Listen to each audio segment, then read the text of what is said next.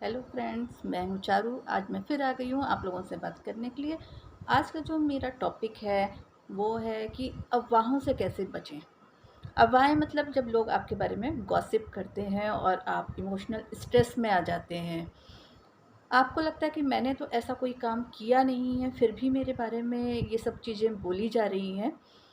तो ये ऐसी जब कंडीशंस आती हैं तो हम बड़े ही इमोशनली ड्रेन्ड हो जाते हैं और बहुत ही वीक फ़ील करने लगते हैं। तो थोड़ा-सा हम इमोशनल हीलिंग करेंगे कि हाँ भई, कि किस तरीके से हम अपने आप को बचा के रखें और किस तरीके से हम खुद बैलेंस सिचुएशन में रहें। तो ये जो टॉपिक है इसको मैंने 2 पार्ट्स में डिवाइड किया है। पहला तो ये है कि गलतियाँ सभी से होती हैं। जब भी हमसे कोई गलती होती है तो ये मान के चलिए कि कुछ लोग जो हैं वो आपकी उन गलतियों को उजागर करते हैं। उनको बड़ा मज़ा आता है, देखा इसने ये नहीं किया, उसने वो नहीं किया, इससे ये काम गलत हो गया। तो ये ना ही तो सिर्फ घर में होता है बल्कि वर्क प्लेस में भी होता है, ठीक है। लेकिन ऐसी स्थितियों में क्या होता है कि कुछ लोग आपका साथ भी देते हैं और आपको समझाते हैं कि ठीक है, आपसे इस बार गलती हो गई है तो नेक्स्ट टाइम आप मत करिएगा। या जो कुछ फ्रेंड्स होते हैं तो बोल देते हैं, अरे चिल यार, ये सब तो सभी से होता रहता है। और आप खुद भी उस चीज़ को एक्सेप्ट कर लेते हैं कि ये गलती मेरे से हो गई थी तो मैं नेक्स्ट टाइम ये गलती नहीं करूँगा या मैं इसको इम्प्रूव करूँगा। लेकिन कुछ गलतियाँ ऐसी भी होती हैं जिसमें इम्प्रूव करने का कोई गुंजाइश नहीं होती है, लेकिन एक्सेप्ट आप कर लेते हैं क्योंकि आपसे हुई है। ये तो बात हो गई कि कुछ चीज़ें डाइजेस्टेबल होती हैं तो आप डाइजेस्ट करते हो। आप 10 लोग के साथ भी उठेंगे बैठेंगे, वो बार बार आपको पोक पोक के आपकी गलतियाँ बताएंगे कि आपने ये किया था, ऐसा हुआ था, ये हुआ था। फिर भी आप चलो उसकी सफाई भी दे देंगे और थोड़ा सा आप एडजस्ट कर लेंगे कि हाँ ठीक है भाई, ये चीज़ हो गई थी, और सॉरी फील करेंगे। लेकिन जो सेकंड पार्ट है वो ये है कि कभी कभार ऐसा आपने देखा होगा, घरों में भी देखा होगा, वर्क प्लेस में भी देखा होगा, जब आपकी कोई भी गलती नहीं होती है और फिर भी आपके जो साथ का जो पार्टनर है, चाहे आपके घर में कोई भी फैमिली मेम्बर्स हों या आपकी वर्क प्लेस में कोई भी कुलीग्स हों, वो अननेसेसरी आपके बारे में कुछ ना कुछ फैलाता रहता है और कुछ ना कुछ बोलता रहता है। और जब आपके कानों में वो बात पड़ती है, उस सिचुएशन में आपको बहुत बुरा लगता है कि अब मैं यहाँ पे इस सिचुएशन में मैं क्या करूँ, क्योंकि ये काम तो मैंने किया ही नहीं और ये काम तो मेरे से रिलेटेड ही नहीं है, फिर भी मेरे बारे में ये चीज़ बोली जा रही है, इसको मैं कहाँ से सुधारूँ। और ये कंडीशन आती है जब हम बहुत ही डिप्रेस्ड हो जाते हैं और अपने आप को सोचने लगते हैं कि इस सिचुएशन से मैं कैसे बाहर आऊँ। आम तौर पे आपने देखा होगा, घरों में स्पेशली व्यक्ति है, जब तक वो बाहर है, सोसाइटी में है, फ्रेंड्स के साथ है, तब तक तो इतना गुडी गुडी है, इतनी स्वीट बात करते हैं और इतना ऐसा लगता है जैसे फूल झड़ रहे हों। They are so sugar coated कि पूरे का पूरा समाज उनको बहुत अच्छा समझता है और उनकी एक इमेज बनी होती है कि हम बहुत अच्छे इंसान हैं। लेकिन जैसे ही घर की चार दीवारी में पैर रखता है, उसका अलग ही रूप हो जाता है, उसकी एक डुअल पर्सनालिटी हो जाती है। वो खुद डुअलिटी के साथ डील कर रहा होता है। वो अपने घर के फैमिली मेम्बर्स को कुछ अलग ही तरीके से ट्रीट करता है। वो गुस्सा होता है, वो चिल्लाता है, यहाँ तक कि गाली गलौज भी कर लेता है। तो ऐसा क्यों होता है?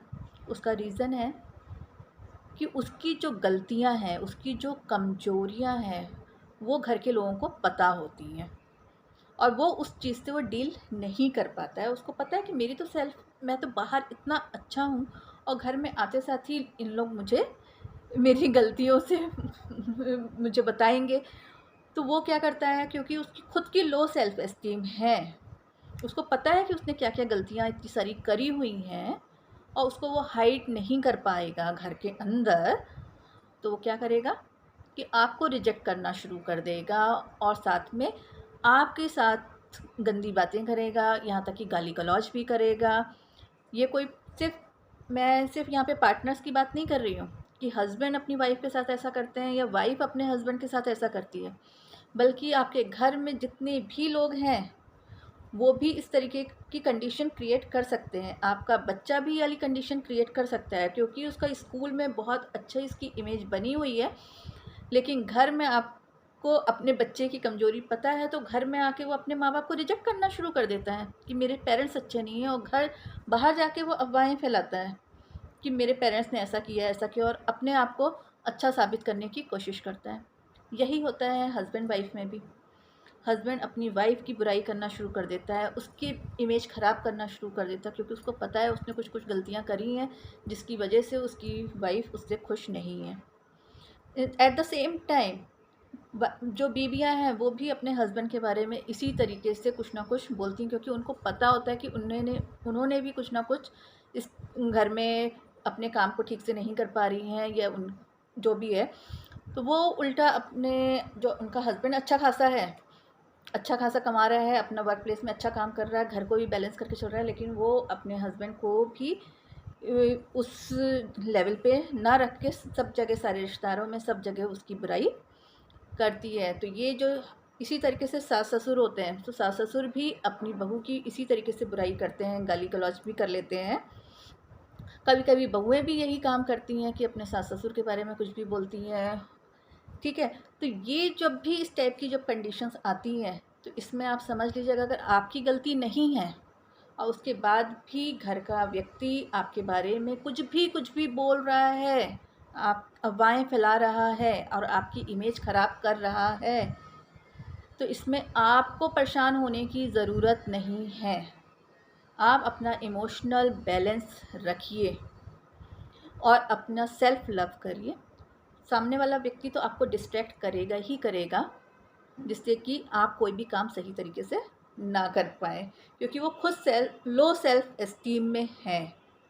इसीलिए हमको क्या करना है, हमको ऐसे कोई काम करने हैं जिससे कि हमारी क्रिएटिविटी बनी रहे, हम मेंटल डिस्ट्रेस में ना आए। तो मेरा जो मैं नेक्स्ट वीडियो बनाऊंगी उसमें मैं बताऊंगी कि how to do self love. Self love क्या चीज़ है, हमें अपने से कैसे प्यार करना है, अपने ऊपर कैसे वर्क करना है, ना कि दूसरों पे फोकस करना है, ना ही तो दूसरे की लो एनर्जी हम पर हावी हो। हमें अपनी एनर्जी को हाई रखना है। तो आज के लिए इतना ही काफ़ी।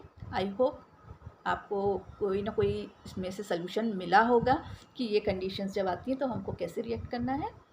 Please subscribe my channel. Thank you very much.